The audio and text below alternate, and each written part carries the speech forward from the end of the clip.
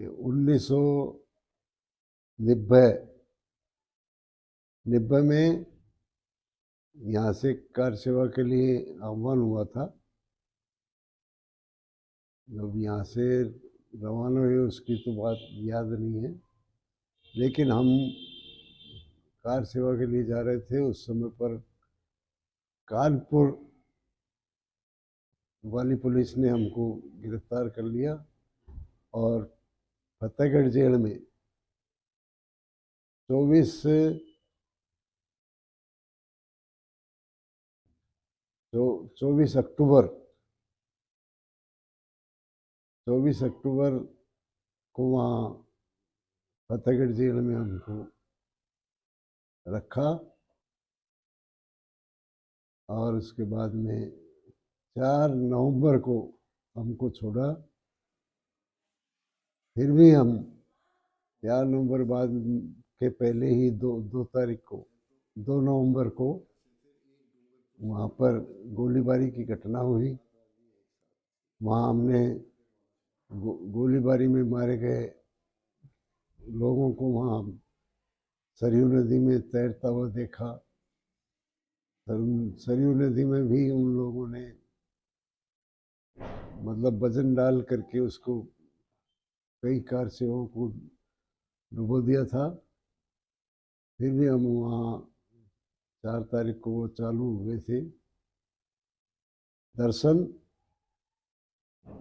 हमने 4 या 5 को दर्शन किए। 4 तारीख को तो जेल से छूटे और 4 तारीख के बाद ये हम वहाँ रामलला जिस भी स्थिति में थे उस स्थिति में हमने देखा।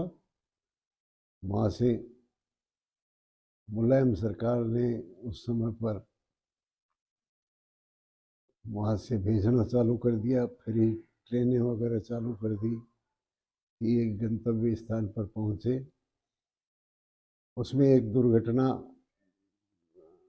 हमारे सामने आई कि हम जब यहाँ इसमें बांदीकुई में उतरे, बांदीकुई में उतरने पर वहाँ एक गाड़ी चलती है, गाड़ी का नंबर तो याद नहीं है, ट्रेन। रेल में उतरे और हमने टीटी से कहा कि यार हम वहाँ जाना चाहते हैं दौसा। तो वहाँ का जो ड्राइवर था उस ड्राइवर ने, जबकि उस गाड़ी का रुकना नहीं था वहाँ पर दौसा में वो गाड़ी नहीं रुकती, बांदीकुई से सीधी जयपुर जाती थी। लेकिन उसने कहा कि मैं थोड़ा सा ब्रेक लगाऊंगा, उसमें आप तैयार रहना और गेट पे ही रहना, उसने उतर जाना। तो उसने ध्यान दिया ड्राइवर ने और गाड़ी के थोड़ा मध्यम गति कर दी। हम सभी कार सेवक के दौसा में रुके। ये भी उसकी मान्यता थी ड्राइवर की। और हमारे साथी ये देख करके वो हो रहे थे कि किस प्रकार से ये तो टीटी आ गया और टीटी के सामने नहीं जाएं। मैंने कहा नहीं, टीटी से ही बात करेंगे अपन।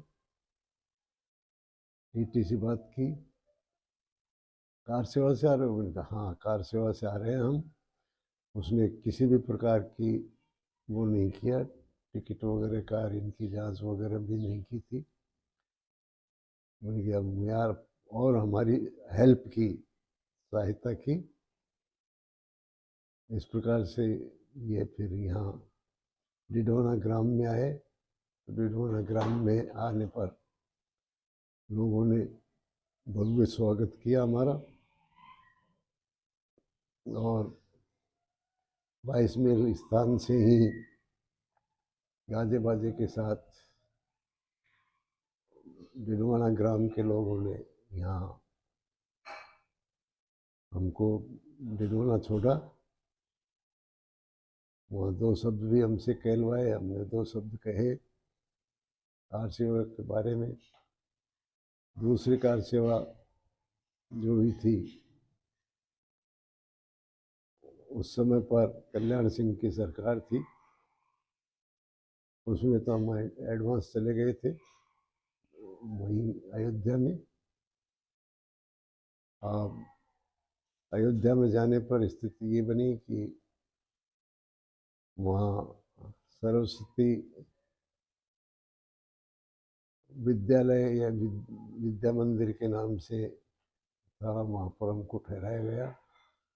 वहाँ भोजन पानी वगैरह की इनकी सारी व्यवस्थाएं थी और आरएसएस की तरफ से हमको निर्देश दिए गए थे कि सभी अपनी अपनी ड्रेस पहने और कोई भी कार सेवक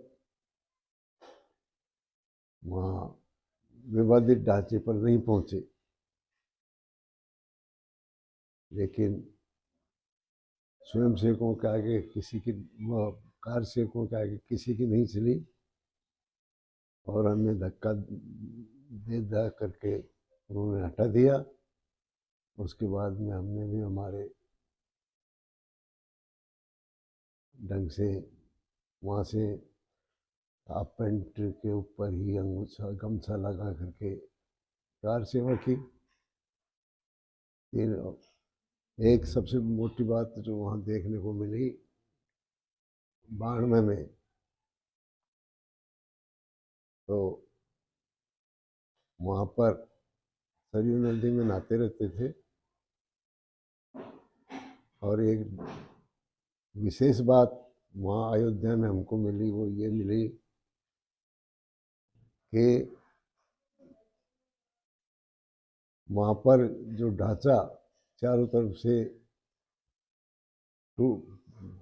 टूटने की स्थिति में अब ये गिरेगा, तो ताज्जुब ये रहा कि ढांचा नीचे की तरफ कार सेवक खींच रहे थे और उस ढांचे का मलबा जबरदस्त अपने शरीर पे लेते हुए उन्होंने, क्योंकि ढलान की तरफ ताकत ज़्यादा लगती है, ढलान की तरफ आ रहा है और कई सैकड़ों के साथ खींचने पर, रस्सों से बांधने के बाद खींचने पर वो ढांचा शरीर के ऊपर ही गिर रहा था और उसमें से 2-4 आदमियों, जय सिया राम की तो सैकड़ों आवाज़ें गूंजती थी